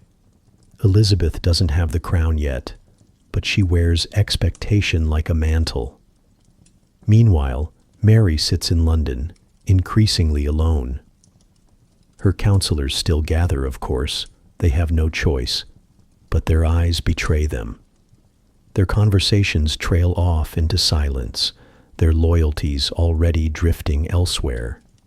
Mary clings to her rosary, her prayers growing longer, her reliance on faith deeper. She believes God has tested her, humiliated her, but will still reward her in the end. Yet the courtiers shifting in their seats are not so sure. Faith is fine for salvation. For politics, they prefer odds they can count. Elizabeth, by contrast, offers no declarations of certainty. She offers ambiguity, and ambiguity is useful. She does not shout her Protestant sympathies from the rooftops. She does not condemn her sister. She simply listens, nods, and lets others see in her whatever they wish to see. To the ambitious, she is a vessel. To the cautious, she is safety. To the people, she is the true English queen waiting in the wings. Now picture the court itself turning. It is like watching a tide shift in slow motion. Servants whisper about which households are sending gifts north to Elizabeth. Noble families quietly send sons to serve in her household. Ambassadors begin writing letters that treat Elizabeth less as a princess and more as a future sovereign. Even the common people, once dazzled by Mary's pageantry, begin speaking Elizabeth's name with more confidence than fear. And you, walking those palace corridors, notice the emptiness around Mary. Once she was surrounded by a blaze of supporters, her every move echoed with applause. Now the rooms feel drafty. The faces around her are fewer, wearier. The loyalty is forced. She clings harder to her Spanish advisors, which only makes her look more foreign, more isolated, more out of touch with her people. Elizabeth, by contrast, does not need to do much. Her brilliance is in restraint. She smiles, she flatters, she remains cautious. When visitors arrive at Hatfield, she dazzles them with her intelligence, switching from Latin to Greek to Italian as easily as if she were changing gowns. She sings, she plays the lute, she charms with wit, but she never overreaches. She lets her reputation grow, not by declaration, but by rumor. And in Tudor politics, rumor is worth more than proclamations. For Mary, the betrayal must have been suffocating. She had fought so hard to claim the crown. She had burned her enemies, risked her soul, and clung to her faith. And yet, one by one, the very men who had once cheered her victory now drifted to her sister's side. Every report of a nobleman riding north was another knife in her back. And she knew it. She was not blind. She saw the turning of the court and could do little to stop it. Imagine the two sisters in this moment. Mary in her palace, pale and weary, fingers wrapped around her rosary beads, whispering prayers into the night. Elizabeth in Hatfield, walking her gardens, speaking lightly with courtiers, her laughter measured but genuine enough to charm. They are only miles apart, yet they live in different worlds. One dwindles, the other ascends. And you, watching this shift, feel the inevitability of it. Mary's reign has become a cautionary tale in motion.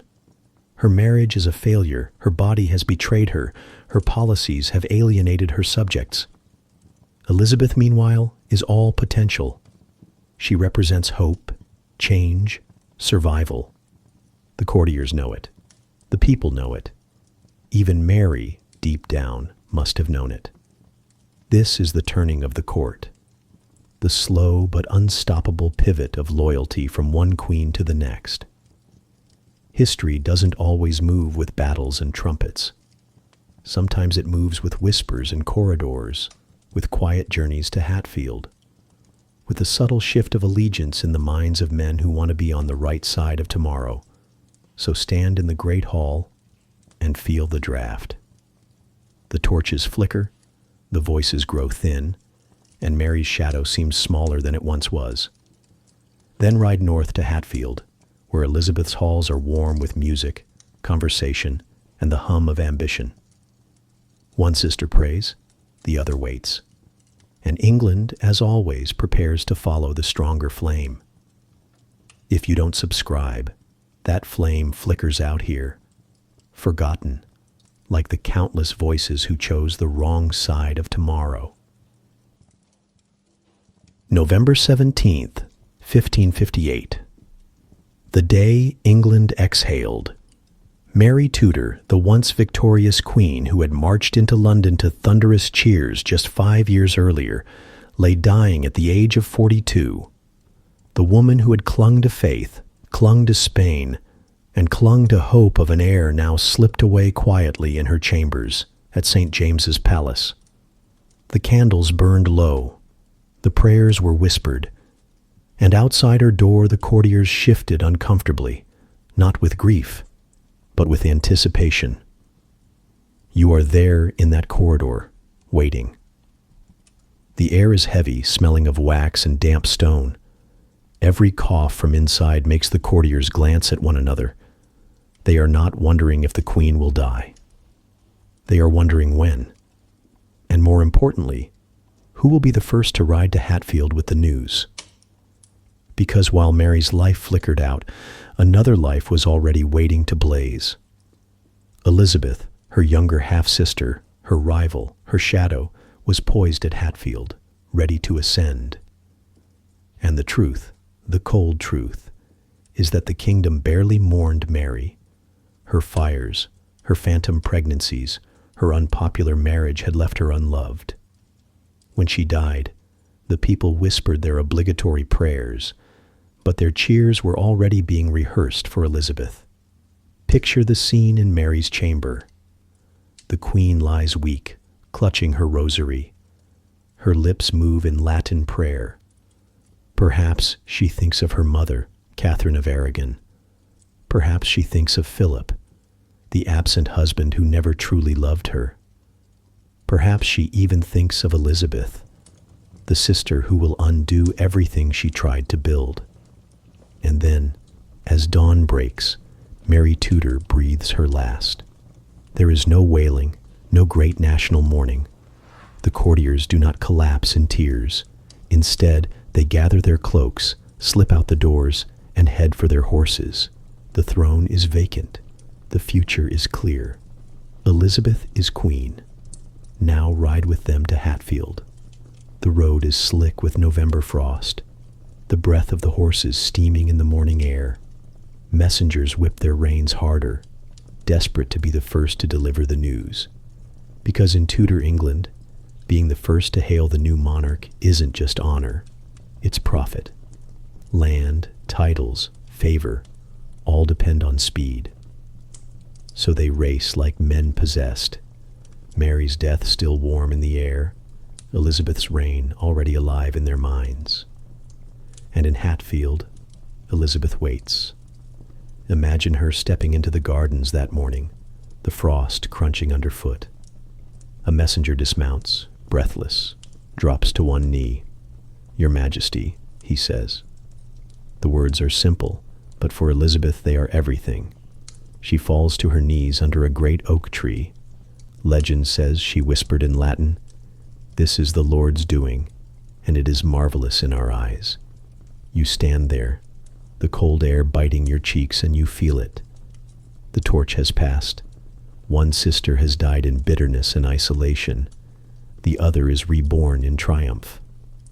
The people of London confirmed it within hours. Bells rang not in mourning, but in celebration. Crowds gathered not in black, but in expectation. The funeral dirges for Mary were drowned out by the jubilation for Elizabeth.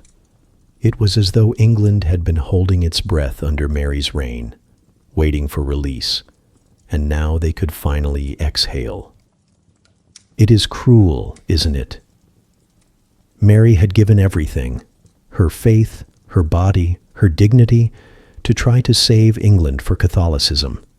And yet, in the end, her people turned away. They whispered relief at her death, even joy. She left no heir, no legacy but the nickname that would haunt her forever, Bloody Mary. Elizabeth, meanwhile, had done almost nothing to earn the moment, except survive. She had waited, watched, and played her role with care. And now, she stepped onto the stage, crowned by fate, adored by the same people who had once cheered her sister. Imagine the contrast. On one side, Mary's body lies cold in the palace, her rosary clutched in stiff fingers, her crown already taken from her pillow. On the other side, Elizabeth rides into London days later, the streets lined with flowers, the people shouting themselves hoarse, "Long live the Queen." And here's the final cruelty. Elizabeth eclipsed Mary instantly. Mary's reign became a cautionary tale, a dark prelude to Elizabeth's golden age. Within weeks, foreign ambassadors spoke less of the dead queen and more of the radiant young woman who replaced her. Elizabeth became Gloriana, the Virgin Queen, the monarch who would defeat the Spanish Armada, who would preside over Shakespeare's England. Mary became a footnote, remembered for fire and failure. You, standing in that moment, feel the eclipse. It is not gradual, it is sudden, total, merciless. One sister erased, the other immortalized. But let us not forget, without Mary, Elizabeth would not have been possible. Mary's reign proved that a woman could sit on the throne in her own right. Mary passed laws, commanded armies, made treaties. She laid the groundwork, however unpopular, for female sovereignty. Elizabeth inherited not just the crown, but the precedent. The tragedy is that Mary's contributions were overshadowed by her failures, while Elizabeth reaped the rewards. So as the torch passes, remember the irony. Mary believed she was building a Catholic dynasty. Instead, she built the scaffolding for Elizabeth's legend. Elizabeth ascended peacefully because Mary had blazed the trail and burned herself to ash in the process. Stand again in Hatfield. The oak tree spreads its bare branches, Elizabeth kneels in the frost, and history pivots before your eyes. One sister dies, forgotten. The other begins her reign, destined to be remembered as one of England's greatest. And you, listening now, know the truth. The death of a sister was the birth of a legend. Elizabeth Tudor did not simply become queen. She became a story, a myth, a legend. If Mary had been fire and smoke, Elizabeth would be painted in gold and sunlight. She crafted an image so powerful that it still glimmers centuries later. Gloriana, the Virgin Queen, the savior of Protestant England. But here's the twist that makes history smirk. Much of the foundation that allowed Elizabeth to shine came from the sister she eclipsed. Let's start with the myth-making. Elizabeth understood instinctively that power was not just about ruling, it was about performance. She turned her reign into theater, casting herself as the eternal maiden, married not to a man, but to her people. Courtiers called her the Virgin Queen. Artists painted her surrounded by suns, pearls, and goddesses. Poets praised her as Astrea, the return of justice to earth. It was a carefully curated brand, centuries before Instagram. Every gesture was calculated, every word rehearsed. Elizabeth didn't just rule, she staged a spectacle. Mary, by contrast, had never mastered performance. She prayed sincerely, ruled earnestly, and believed faith would win loyalty. She thought burning heretics would restore order. She thought marrying Philip would secure the dynasty. She mistook devotion for strategy and sincerity for strength. Elizabeth learned from that mistake. She saw that a queen could not simply be, she had to be seen. Now imagine you stand in the court of Elizabeth I. The hall glitters with cloth of gold, tapestries heavy with mythological scenes. Elizabeth enters, tall and resplendent, her hair bright as flame, her gown stiff with jewels. She pauses just long enough for the crowd to absorb her presence, then smiles with that famous charm that made hardened ambassadors stumble over their words. You can feel it in the air. This is not just a monarch. This is an icon. But behind the glitter lies Mary's shadow. For all Elizabeth's brilliance, she inherited much of the groundwork from the very sister she despised. Take, for example, the simple fact that Elizabeth sat on the throne at all. Mary had already broken the taboo. Before her, the idea of a woman ruling England in her own right was unthinkable. Queens were meant to be consorts, not sovereigns. Mary changed that. She passed laws asserting her right to rule as a woman. She held parliament. She led armies. She showed England, however reluctantly, that female sovereignty was possible. Elizabeth didn't have to argue for the legitimacy of a queen. Mary had done that for her. Then there's the Navy. Mary's reign is remembered for fire, but in truth, she also invested in England's maritime defenses. She reorganized the fleet, improved dockyards, and strengthened naval administration. These reforms would later become the very tools Elizabeth wielded against the Spanish Armada in 1588, the moment that cemented her legend. When Elizabeth stood before her troops at Tilbury, declaring, "I have the body of a weak and feeble woman, but the heart and stomach of a king," she was using ships and structures Mary had helped put in place. The irony is sharp enough to cut rigging. But Elizabeth didn't thank her sister. Why would she? Myths do not allow for complicated acknowledgments. Instead, she erased Mary from memory. Official histories glossed over her reign. Elizabeth's propagandists painted the years 1553-1558 as a nightmare of fire and tyranny, a dark interlude before the dawn of Gloriana. Mary became the foil, the mistake, the warning. Elizabeth became the solution. And you, wandering through Elizabeth's court, can feel that erasure happening in real time. Courtiers speak Mary's name with disdain, if they speak it at all. The people who once cheered her parade into London now tell their children that she was a tyrant best forgotten. It is as if Mary's reign has been swept into a dusty corner, while Elizabeth's radiance fills the room. Yet beneath the gold leaf of Elizabeth's myth, Mary's fingerprints remain. Every time Elizabeth sat securely on her throne as a female ruler, she leaned on Mary's precedent. Every time Elizabeth dispatched her navy with confidence, she used tools Mary had sharpened. Every time Elizabeth avoided marriage, citing her devotion to England, she was reacting to Mary's disastrous union with Philip. The shadow shaped the light. Now kneel with Elizabeth in her private chapel. She bows her head, the glow of candlelight catching on the pearls in her hair. Outwardly, she projects piety, moderation, wisdom. Inwardly, she remembers the fires of her sister's reign. She remembers the tower. She remembers the fear that clung to her youth. Elizabeth understood that ruling was not about sincerity. It was about perception.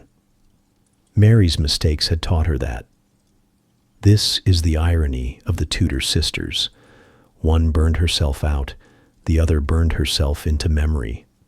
One was remembered as bloody, the other as glorious.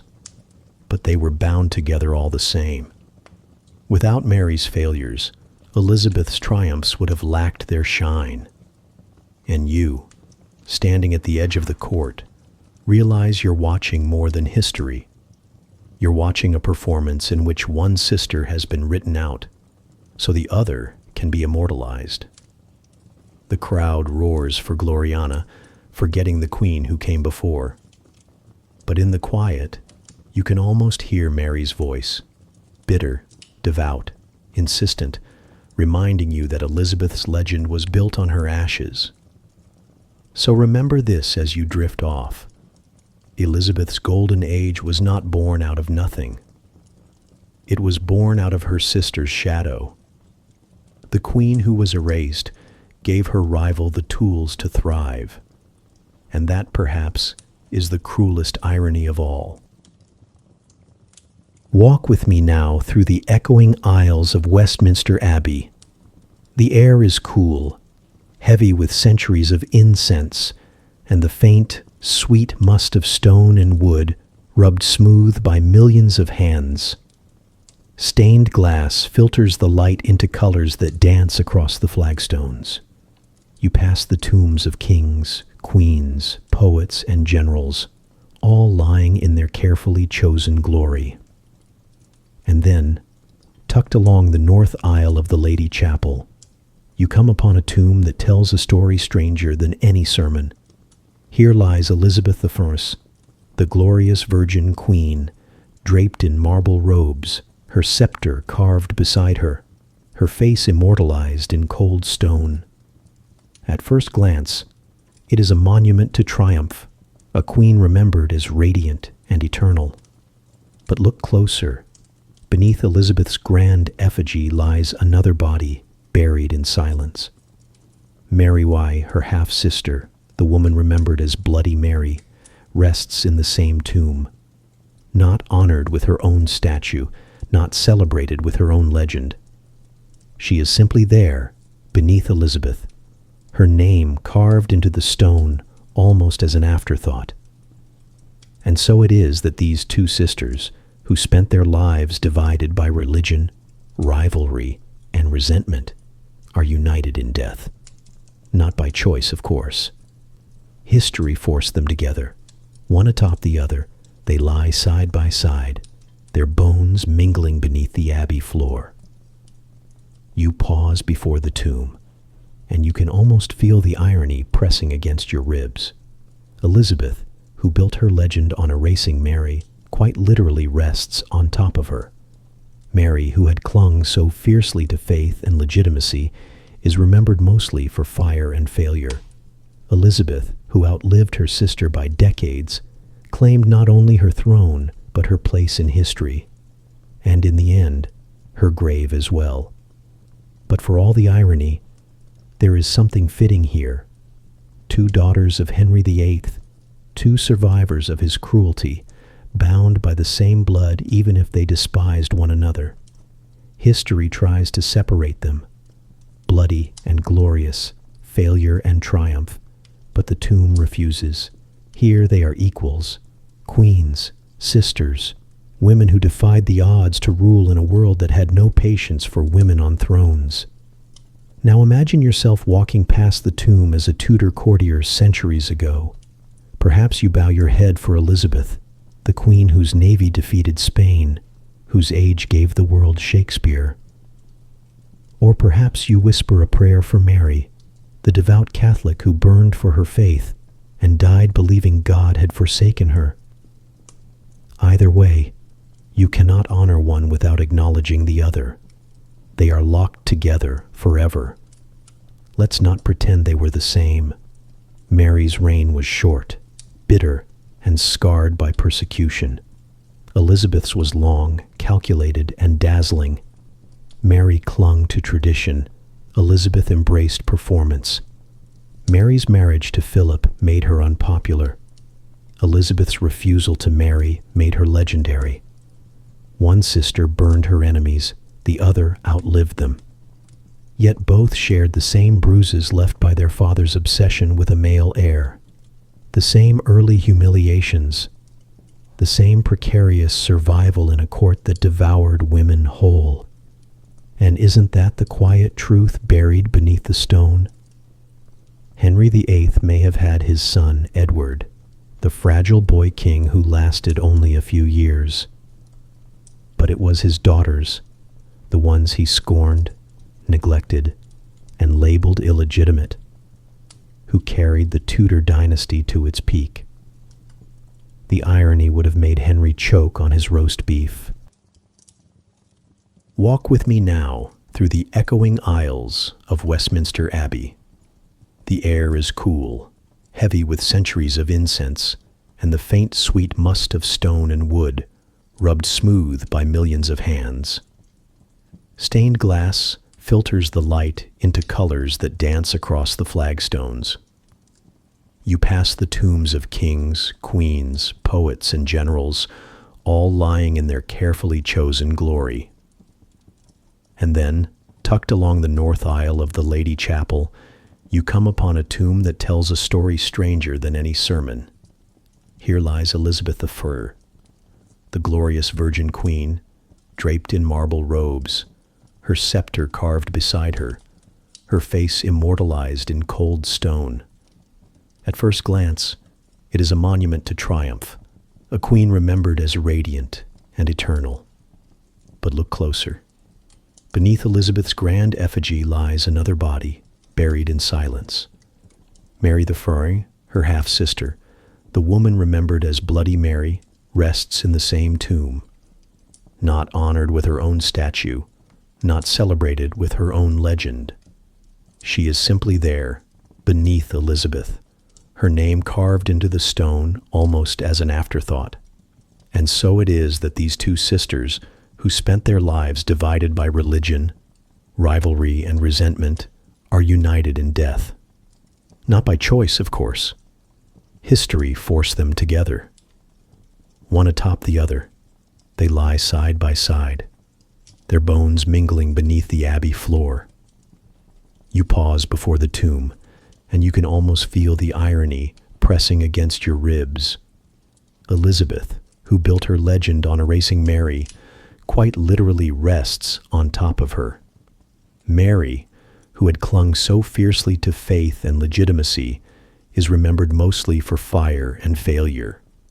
Elizabeth, who outlived her sister by decades, claimed not only her throne, but her place in history, and in the end, her grave as well.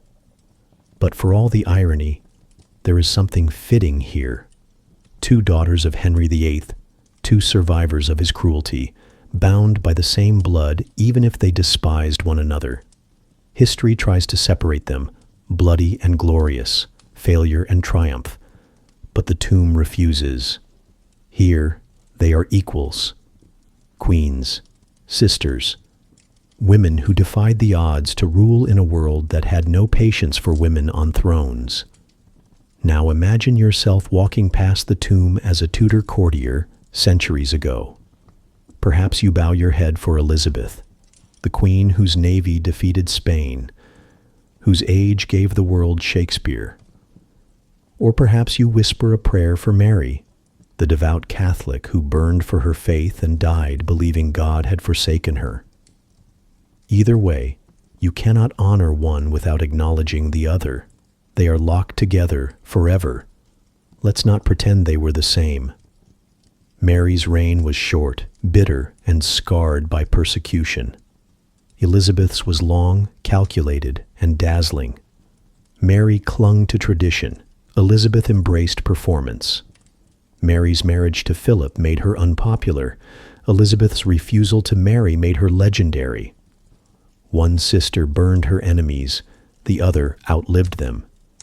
Yet both shared the same bruises left by their father's obsession with a male heir, the same early humiliations, the same precarious survival in a court that devoured women whole. And isn't that the quiet truth buried beneath the stone? Henry VIII may have had his son, Edward, the fragile boy king who lasted only a few years. But it was his daughters, the ones he scorned, neglected, and labeled illegitimate, who carried the Tudor dynasty to its peak. The irony would have made Henry choke on his roast beef. And so, here at the end of our long walk through Tudor corridors, we leave two sisters where history left them, side by side in Westminster Abbey. Two queens, two shadows stretched across England. One burned bright, the other burned too fiercely. One carried the torch of faith until it consumed her. The other carried the torch of survival until it became legend.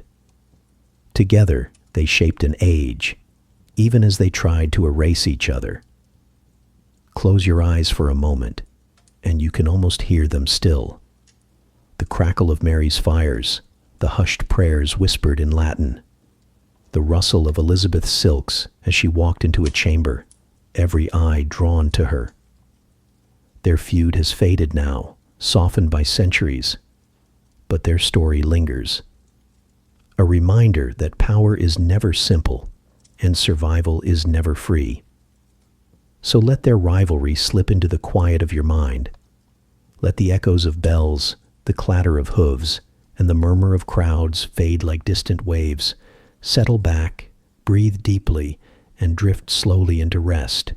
The Tudors may have burned and schemed and ruled with iron, but you, fortunate soul, only have to listen. Sleep can take you now, and as you drift off tonight, remember this. You can carry these stories with you, ad-free, anytime you like. My first collection is ready for you now, complete with a bonus insider tale you won't find here. Only a handful of copies are being released at this time, and the link is waiting for you in both the description and the pinned comment. Think of it as your own private Tudor archive, one you can return to whenever you want the past to keep you company. Sleep well, dear listener. And before you close your eyes completely, know this. When you subscribe, you're not just keeping their stories alive. You're keeping me here too, piecing together history's shadows for you. If you don't, their voices slip back into silence, and my work fades with them. So subscribe, stay with me, and together, we'll make sure these forgotten lives are never forgotten again. Good night.